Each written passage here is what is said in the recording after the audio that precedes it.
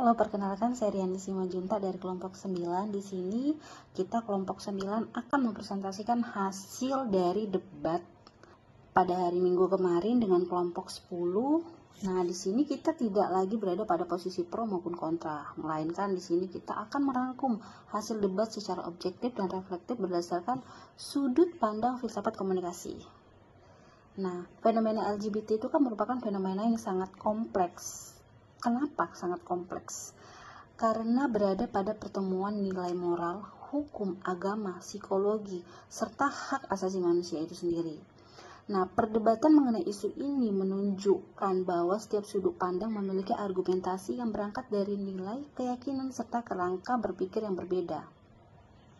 Nah, dalam konteks komunikasi filsafat, perbedaan sudut pandang tersebut menunjukkan bahwa realitas sosial tidak hanya dibentuk oleh fakta, tetapi juga oleh cara manusia menafsirkan nilai, norma, pengalaman sosial. Nah, karena itu pembahasan ini tidak dapat disederhanakan menjadi benar ataupun salah. Iya, karena di sini LGBT itu perlu dipahami secara rasional, kritis maupun reflektif. Nah, oleh karena itu pada presentasi ini kelompok 9 akan menyimpulkan materi debat berdasarkan perspektif utama, yaitu berdasarkan psikologi, sosial, hukum, agama, serta hak asasi manusia, sebelum akhirnya ditutup dengan refleksi filsafat komunikasi itu sendiri. Nah, ini akan dilanjutkan oleh rekan saya, Kak Jenis. Dari sudut pandang psikologi dan sosial, perdebatan mengenai LGBT menunjukkan adanya perbedaan interpretasi mengenai identitas dan perilaku manusia. Sebagian pandangan menilai fenomena LGBT sebagai kondisi yang berkaitan dengan perkembangan identitas individu yang dipengaruhi oleh faktor biologis lingkungan serta pengalaman sosial. Perspektif ini menekankan pentingnya pendekatan edukatif dan pendampingan psikologis untuk membantu individu memahami identitas dirinya dalam lingkungan sosial yang dinamis. Di sisi lain, terdapat pandangan yang menganggap fenomena ini sebagai bentuk penyimpangan dari norma sosial yang berlaku di masyarakat tertentu.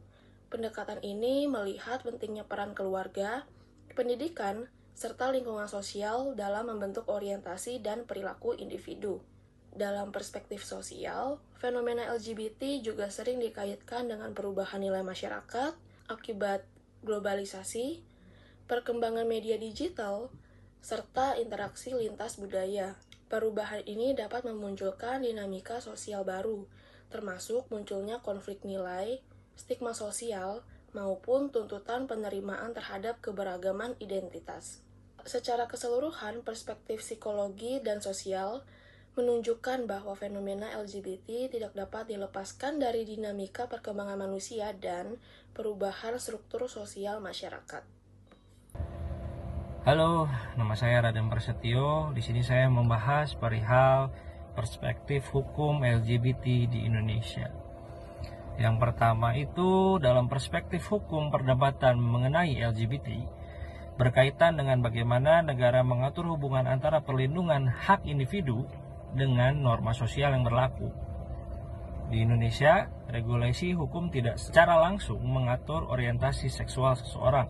Namun, hukum lebih menekankan pada pengaturan perilaku yang dianggap melanggar norma, kesusilaan atau keterlibatan umum. Dalam KUHP baru, misalnya, terdapat aturan yang mengatur perbuatan cabul baik terhadap lawan jenis maupun sesama jenis jika memenuhi unsur pelanggaran hukum. Selain itu, Undang-Undang Perkawinan Indonesia menetapkan bahwa perkawinan diakui sebagai hubungan antara jenis kelamin laki-laki dan jenis kelamin perempuan. Hal ini menunjukkan bahwa sistem hukum Indonesia masih berlandaskan pada nilai budaya, agama, dan moral masyarakat.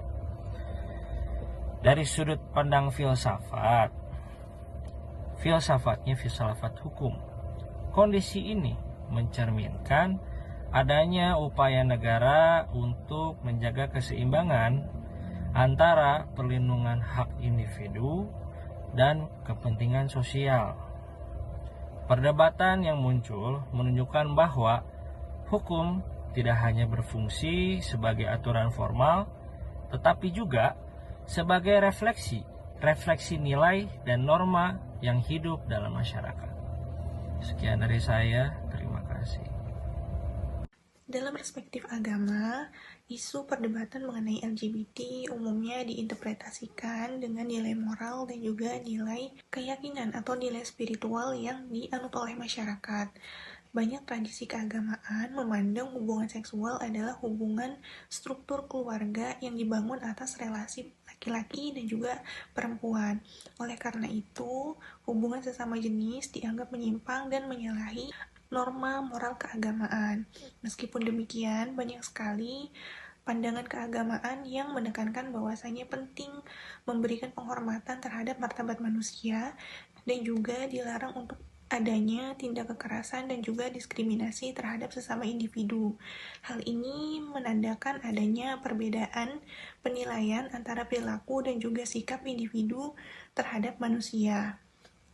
Kemudian dalam masyarakat plural, perspektif agama ini dianggap atau dijadikan dasar atau fondasi untuk membangun norma sosial. Nah, kemudian ketika kita berbicara mengenai fenomena LGBT, hal ini memicu adanya dialog keagamaan dan juga realitas keberagaman identitas di tengah masyarakat modern. Nah, sebagai kesimpulan, fenomena LGBT merupakan isu multidimensional yang melibatkan aspek psikologi, sosial, hukum, agama, dan hak asasi manusia. Perdebatan yang muncul mencerminkan adanya perbedaan nilai, budaya, serta kerangka berpikir dalam masyarakat. Melalui pendekatan filsafat komunikasi, isu ini dapat dipahami sebagai ruang dialog yang menuntut sikap rasional, kritis, dan reflektif. Perbedaan pandangan bukanlah penghalang untuk membangun komunikasi yang beradab, melainkan peluang untuk memperluas pemahaman terhadap kompleksitas kehidupan manusia. Demikian presentasi kelompok kami. Terima kasih atas perhatian yang diberikan. Wassalamualaikum warahmatullahi wabarakatuh.